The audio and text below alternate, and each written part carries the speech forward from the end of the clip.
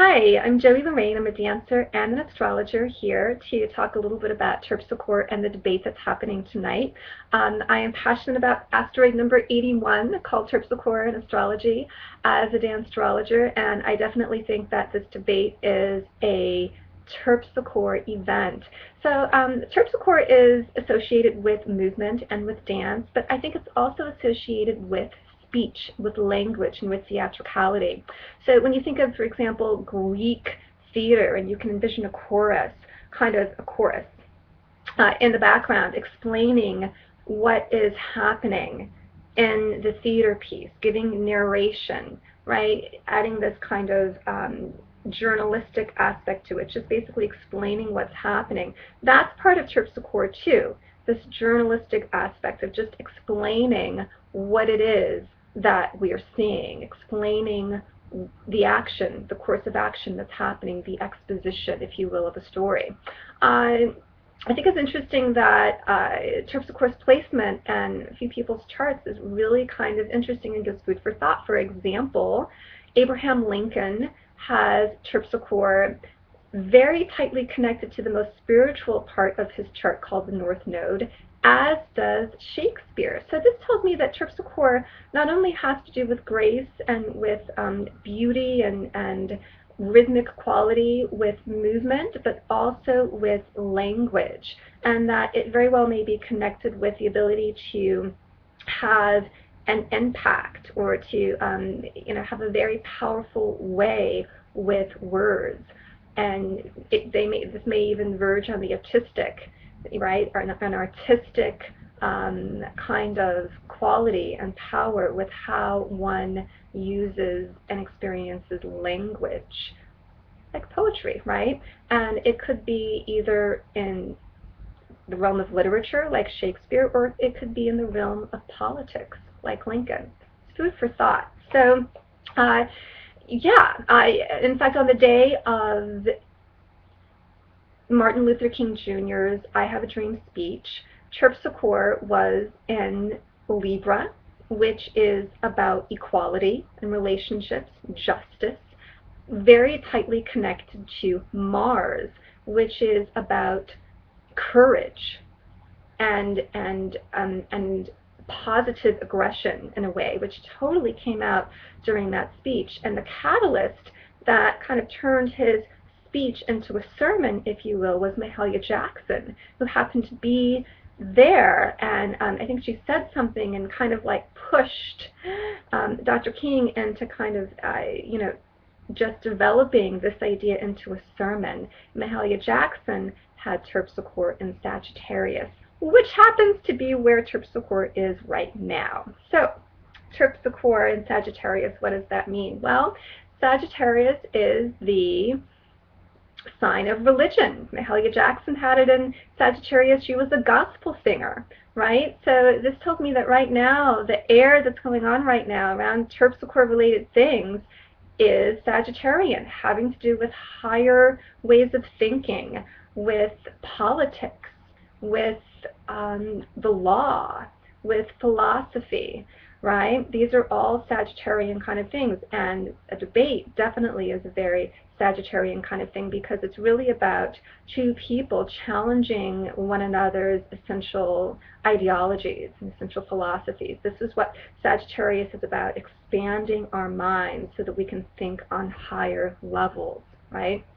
And the interesting thing beyond that is that Terpsichore right now is very tightly connected with Juno, which is all about equality and women and men partnerships, or just in partnerships in general, but with an emphasis on women's rights in my mind. So it was interesting that earlier on television I saw Chris Matthews talk about how he felt that Obama was at a loss at the last debate because he didn't mention how much he has done for women. He has done unprecedented things to help women, to encourage women, and equal pay, just things that have never been done before. He was able to push through, and the fact that, I'm not really a politician or a journalist, but Chris Matthews says that, and I don't know how true this is, but most of the voters out there happen to be women. So Obama really needs to push how much he has done for women. Well, I think right now the Terpsichore is in Sagittarius, very, very closely connected with this feminist kind of related asteroid Juno. He has a great opportunity to really bring that forward. So, Terpsichore and Sagittarius, conjunct, really tightly connected with Juno in the sky right now. Now, what does this mean for Romney and for Obama? Well, Romney definitely has more of a Terpsichore signature in his chart than Obama does. This is because Romney doesn't have any Earth in his chart at all. Well, he has a little bit, but he doesn't have any planets, any significant planets that are in Earth. He does, however, have this little asteroid called Terpsichore, which is in Taurus, which is in an Earth sign. So I've said before that when we don't have an element in our chart, when an element is kind of just, if it's weak, if we only have one planet in that particular element, that planet tends to take over, right? Because it's trying to create balance. An example of this is Lucille Ball. I love Lucy. Typical Leo, right? But she has no other fire in her chart. So this really makes the Leo come out all the more strong. So with Romney, this is the case with his Terpsichore and Taurus. Taurus is about practicality. Taurus is about reliability. Taurus is about stability, and Taurus does not change its mind. It's a fixed sign. So, this is how he may express his Terpsichore, right? The way he attempts to eloquently express himself through language is going to be very, very Taurus-like, and it's going to kind of be magnified because he doesn't have any other Earth in his chart. Also, Terpsichore is making a very challenging aspect to the ruler. I know this is getting a little geeky, of his Terpsichore, which is Venus. Right? He has a Taurus, Terpsichore. The ruler of that is Venus, and he has Terpsichore challenging Venus, which is all about magnetism. So this tells me that Romney has a lot of electricity, right, around how he can magnetize people with his language, right, with the way that he talks, with the way that he communicates. And it's going to be in a very practical, down-to-earth kind of way that he's going to be solid with. So in my mind, just because of that, he's got a pretty strong Terpsichore signature going on. Obama does not have as strong of a Terpsichore signature. And what I mean is that by Terpsichore signature, I mean, sometimes depending on our chart, we have one planet that is really powerful. Or, we have planets that have a little bit more power than other planets, depending on where they are in our chart, depending on where the planets were in the sky when you were born.